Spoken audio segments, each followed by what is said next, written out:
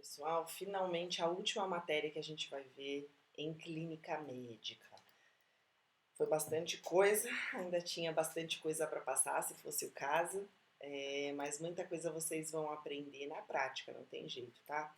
Sempre importante, reforço com vocês. Saibam sempre a teoria, saibam sempre a questão fisiológica, porque a partir do que a gente sabe de certo, a gente consegue identificar o que está errado para propor um cuidado de enfermagem mais adequado, tá? Bom, a última doença então que a gente vai ver é a leucemia. E a leucemia assusta um pouco porque se trata de uma neoplasia, ou o famoso câncer, né? Então, ó, é a neoplasia dos órgãos formadores do sangue. Ela tem como principal característica o acúmulo de células jovens anormais na medula óssea, que substituem as células sanguíneas normais. Então, bom, se a gente está falando de sistema hematológico, a gente tem que voltar lá na anatomia e fisiologia e lembrar que quem é responsável pela produção de todas as partes do nosso sangue é a medula óssea. Então, se eu tenho problema na medula óssea, eu tenho problemas consequentes na produção de qualquer parte, né, qualquer componente do meu sangue. E a leucemia é justamente isso, ó.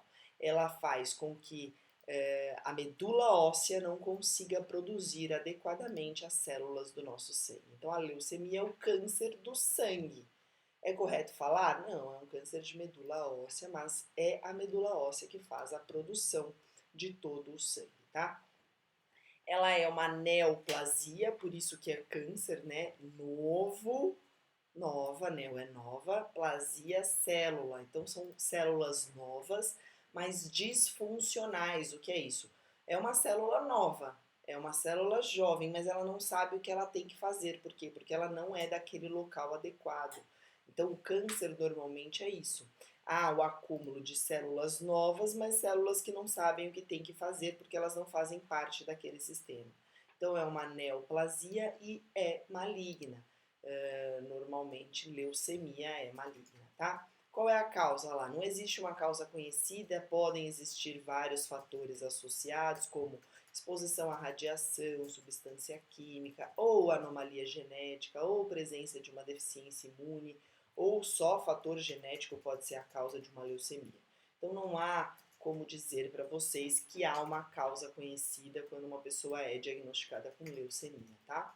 E a leucemia existem dois tipos, a leucemia mieloide e a leucemia linfóide. Ó. A mieloide é a anormalidade genética adquirida no cromossomo. Já a linfóide é alteração a nível de DNA. Ah, uma é genética e a outra não? Não, as duas podem ter as causas parecidas, tá? Mas uma está com problema cromossômico e a outra a nível de DNA. No final das contas, a consequência da doença vai ser a mesma, né? O diagnóstico, olha lá, a suspeita do diagnóstico é reforçada por um exame físico e um mielograma. Então, aqui, ó, mielograma, muitas vezes vocês vão pegar a paciente fazendo lá na clínica médica. O que é isso? O médico faz uma punção na medula óssea para extrair o líquido espinhal de lá de dentro, né? E aí, a partir da análise deste líquido, ele consegue detectar se a pessoa tem leucemia ou não. Então, o mielograma, ele é um exame que é feito caso a pessoa realmente desconfie de leucemia. Quais os sinais e sintomas? Ó, palidez, febre, aumento do baço, que é a esplenomegalia. A pessoa pode ter sangramento nasal, pode ter hemorragia das conjuntivas, pode ter sangramento gengival, pode ter petequias e pode ter equimose. Reparem que tudo está associado à produção inadequada das partes do sangue. Então, a leucemia muitas vezes demora a ser detectada, a ser diagnosticada. Por quê? Porque a pessoa pode desconfiar de qualquer outra doença relacionada ao sistema hematológico, né? Então é um choque muito grande quando a pessoa descobre que está com leucemia, justamente por isso, porque ela imagina na mente outras doenças, nunca ninguém vai imaginar que está com leucemia, né? Qual o tratamento? Ó, como geralmente não se conhece a causa da leucemia, o tratamento ele tem o objetivo de destruir as células leucêmicas. Então, aquelas novas células que estão fazendo produções inadequadas de células dentro da medula óssea, elas precisam ser destruídas. Uma vez destruídas, pode ser que a medula óssea entenda que ela tem que, a partir dali, produzir células normais e não células anormais. Para isso, a famosa quimioterapia. A quimioterapia serve justamente para isso, para destruir estas células neoplásicas. Só que qual é o problema da quimioterapia? Ela destrói só células neoplásicas, ela fala células neoplásicas deste lado, células normais deste. Eu preservo as normais e destruo só as neoplásicas? Não. Ela vai destruir todas as células que ela encontrar pela frente. Por isso que a quimioterapia é tão agressiva ao paciente. Mas é necessário que assim seja feito, porque caso ele destrua só, caso ele não destrua estas células anormais, elas vão continuar produzindo o problema enquanto elas existirem, tá? Então há sim a necessidade da destruição destas células.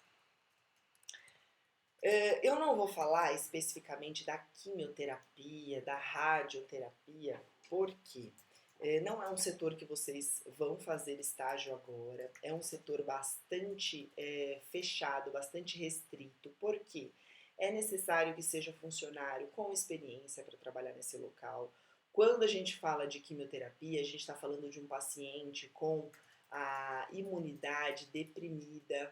Por quê? Porque ele tem, né, aí a destruição de todas as células, então as células de defesa do sangue, por exemplo, também são destruídas nessa.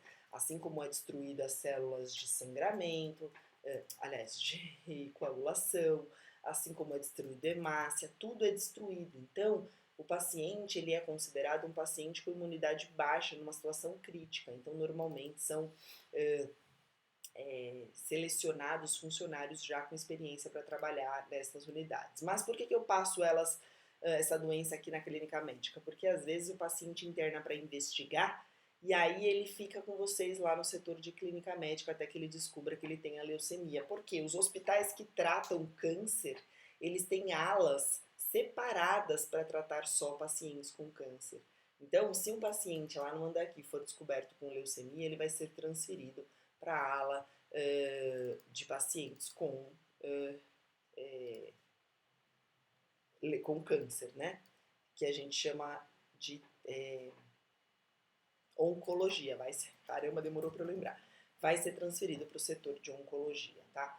Um outro tratamento também que pode acontecer no câncer, aí da leucemia, né, no câncer do sangue, é a pessoa necessitar de um transplante de medula óssea, que também existem alguns hospitais que fazem esse tipo de procedimento, e aí esse paciente tem que ficar internado já no setor de TMO, que é o setor de transplante de medula óssea, tá? Então por isso que a gente não vai abordar especificamente cada um destes dois tratamentos. Mas saibam que o paciente com leucemia, que ele tem câncer na medula óssea, ele pode precisar de um transplante, né? Então pode ser o caso de um transplante ou pode ser o caso simples, simples não, né? Pode ser o caso de uma quimioterapia para que ele resolva, ou uma radioterapia para que ele resolva o problema, e aí ele vai ficar aí internado nestes setores de oncologia, tá? É importante que enquanto esse paciente esteja na investigação com a gente lá na clínica médica, que a gente ainda assim, se o médico desconfiar de leucemia, que a gente tenha esse controle que eu coloquei aqui para você, ó, porque o paciente está com a imunidade rebaixada nesse momento, né? É um paciente que não tem a imunidade adequada.